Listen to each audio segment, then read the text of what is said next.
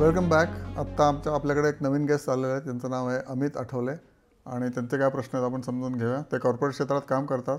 खूप 30 वर्ष एक्सपिरियन्स त्यांना आहे आणि त्यांना इन्व्हेस्टमेंटबद्दल काय त्यांचे एक्सटेम्पोर प्रश्न आहेत ते विचारा. Thank you for the opportunity. माझा पहिला प्रश्न आहे की मार्केटमध्ये index fund versus mutual fund ह्याच्यामधलं कुठलं घ्यायला पाहिजे? इक्विटी घ्यावं हे तर तुम्ही सांगालच, पण person who is little lazy or wants to have some bet in more average outcome based investment, तर त्यांनी कशामध्ये पैसे टाकावे? ओके, द आन्सर इज की तुम्हाला कॉस्ट कमी ठेवायची असेल तुमची. प्रत्येक इन्व्हेस्टमेंटला थोडी तरी कॉस्ट लागते. लाईक म्युच्युअल फंडला त्यांचा जो एक्सपेन्स रेशो असतो तो 1%, कोणाचा 1.5%, कोणाचा 2% असा असतो. तर ETF is a better option for that. Exchange traded fund ज्याला कॉस्ट खूपच कमी असते, मे 0.1% और 0.2%. तर exchange traded fund is a best option for you. आणि निफ्टी 50चा ETF आहे, बँकचा ETF आहे, ऑटोचा ETF आहे, प्रत्येक सेक्टरचा ETF आहे ऑलमोस्ट. तर तुम्ही आणि हे सगळे सायक्लिकल चाललेले असतात. आता सध्या ऑटोचा ETF खाली आहे, तर you can think of investing in auto ETF आणि invest only in ETFs. At least 10 ते 15 ETFs अवेलेबल आहे, ज्याच्यामध्ये स्मॉल कॅप आहे, मिड कॅप आहे, गोल्ड आहे, सिल्वर आहे, नंतर FMCG आहे, कन्झ्युमरचं आहे, फार्माचं सांगितलं तुम्हाला, नंतर ऑटोचं आहे आणि हँगसेंग आहे. हाँगकाँग you can bye New York फँग. If you R probably if you R working in MNC company, you must be knowing की ते फँग शेअर्स म्हणजे काय आहेत. Amazon, Google, Facebook and all that, Netflix.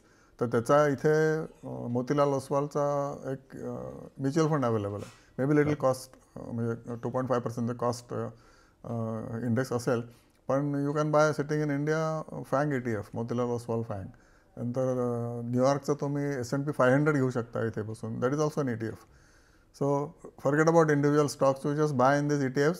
त्यांचे ग्राफ्स बघा, जस्ट टाईप ऑन गुगल आणि you will get की तो बेअरमध्ये आहे का बुलमध्ये आहे का काय, आणि त्या बेसिसवर you can buy. This is very good. आणि be lazy as much as possible in investing. Lazy people make maximum money. This is what is my experience. Don't be active every day. Don't be active every 8 days.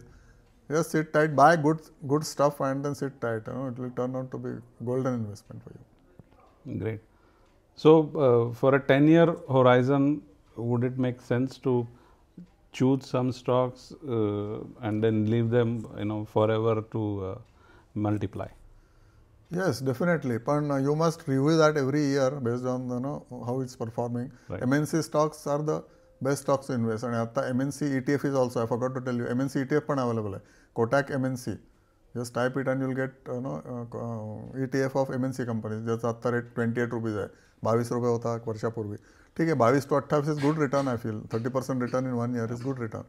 आणि this ETF you can buy and just keep it intact for 10 years. So MNC ETF is the best ETF for the next 10 years. कारण इथे ज्या ज्या कंपन्या आहेत त्या super ड्युपर प्रॉफिट्सवर run करत आहेत. 40% Procter and Gamble, health 40% profitability आहे. ओके, आणि सगळे PNG, hygiene, all of them. आणि सगळ्यांचे 0 डेट्स आहेत, डिव्हिडंड पेईंग कंपन्याज आहेत आणि त्याच्या MNC ETFला काहीच प्रॉब्लेम नाही. So buy that and just keep it for 10 years or pass into next generation also. Okay, nice. आता एक वेगळा प्रश्न आहे की गोल्ड इन्व्हेस्टमेंट म्हणजे सोन्यामध्ये physical gold versus ETF versus the bonds, आणि त्याचं आपण पुढे काय करू इच्छितो. म्हणजे फॉर एक्झाम्पल मला माझ्या मुलीच्या लग्नासाठी फिजिकल गोल्ड लागणार आहे, तर मी ते फिजिकल खरेदी करून मग त्यावेळेला त्याचे दागिने एक्सचेंज केले तर whatever I would save on GST और some indexation benefit et cetera, versus if I go for ETF, gold ETFच घेतला पण it will have its own taxation calculation. तर कुठल्या पर्पजसाठी काय घ्यावं? गोल्ड ETF कधी घ्यावा, फिजिकल गोल्ड कधी घ्यावं का घेऊ नये, आणि what is your advice on that? My advice is that for म्हणजे मुलीच्या लग्नासाठी तर तुम्ही फिजिकल गोल्डच घ्यायला पाहिजे आणि keep a tab on the market rate आणि त्या बेसिसवर जमवायला सुरुवात करायला पाहिजे. काय 5, 10, 15 तोळे जे काय पाहिजे ते. आणि इन्व्हेस्टमेंटसाठी तुम्ही ETFच घ्यायला पाहिजे. त्याच्यासाठी गोल्ड घेऊन काहीच उपयोग नाही. सो बाय ETF किंवा गोल्ड बॉन्ड, ज्याच्यामुळे तुम्हाला 2.5% किंवा 2% इंटरेस्ट पण मिळत राहतं. सो इन्व्हेस्टमेंटसाठी दिस डिजिटल गोल्ड, आणि फिजिकल मुलीसाठी फिजिकल गोल्ड. कारण काय फिजिकल गोल्ड आपण विकत नाही. हे कसं सडनली काहीतरी पैसे आपल्याला पाहिजे आणि आपण ते गोल्ड ETF विकून टाकलं, मग आपलं जे प्लॅनिंग आहे ते सगळं चौपट होऊन जातं. Which is easy to do is that keep it for ever.